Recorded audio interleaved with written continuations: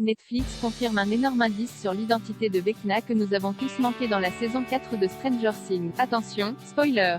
Cet article révèle des éléments clés de l'intrigue de la saison 4 de Stranger Things. Si vous n'avez pas vu la partie 1 de la saison 4 et ne souhaitez pas être spoilé, ne lisez pas la suite. Netflix a révélé un énorme indice sur Vecna que nous avons tous manqué dans la saison 4 de Stranger Things. Ce détail pas si caché aurait dû nous sauter aux yeux dans la Rainbow Room à plusieurs reprises, mais il semble que personne n'y ait prêté attention. Alors que nous sommes à veille de la sortie du volume 2, Netflix a dévoilé de nombreux indices et théories, et celui-ci a en fait époustouflé les gens. Netflix a pointé du doigt une évidence, une scène clé entre celui qu'on connaît alors sous l'identité de Peter Ballard, Jamie Campbell Bower, le gentil infirmier, et Eleven, Millie Bobby Brown. Dans cette scène figure un énorme indice concernant la grande révélation à la fin du premier volume. Rappelez-vous, dans l'épisode 7, le duo est dans la Rainbow Room du laboratoire de Hawkins.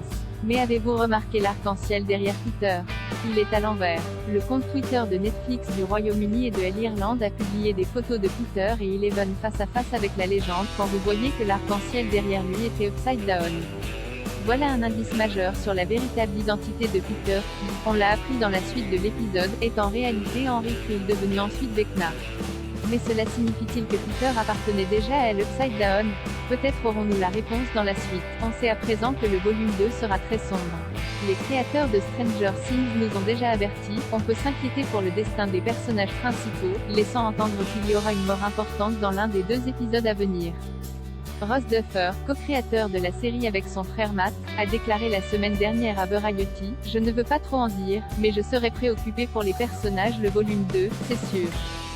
C'est une saison plus sombre et les enfants ne sont plus des enfants. Et il y a une sorte de sentiment inquiétant que les choses pourraient ne pas bien se passer. Sommes-nous également passés à côté d'un indice sur celui ou celle qui ne survivra pas à l'affrontement final avec Vecna?